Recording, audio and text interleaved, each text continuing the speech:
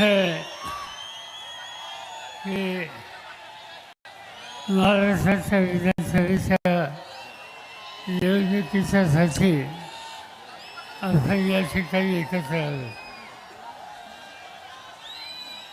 ही निवडणूक महाराष्ट्राच्या भविष्य ठरवणारी निवडणूक आहे.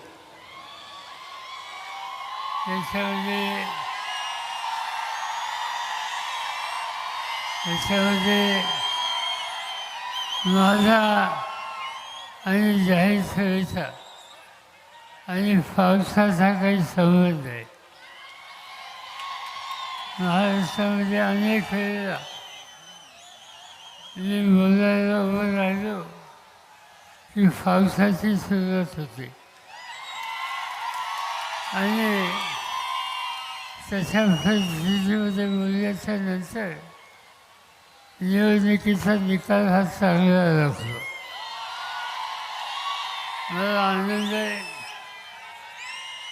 की आज इचलकरंजी मतदारसंघातून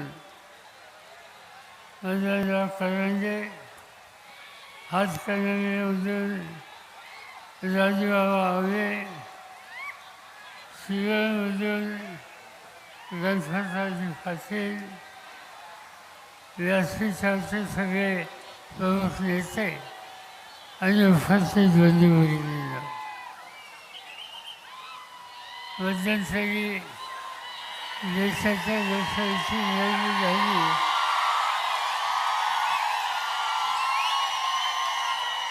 आता विधानसभेची निवडणूक आहे.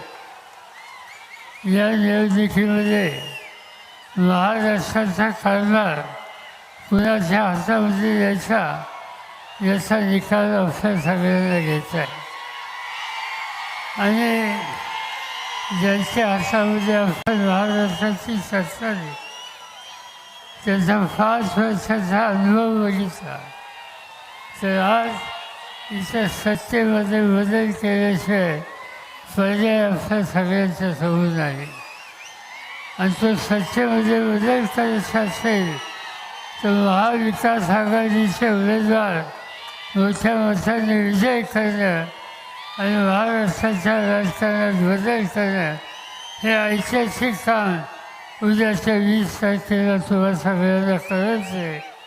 आणि म्हणून महाविकास आघाडीच्या उमेदवारांना मोठ्या मताने तुम्ही विजय करा. माझी खात्री आहे की महाराष्ट्र राज्याचा होणार नाही. यापेक्षा अधिक या ठिकाणी बोलावं असं मला वाटत नाही.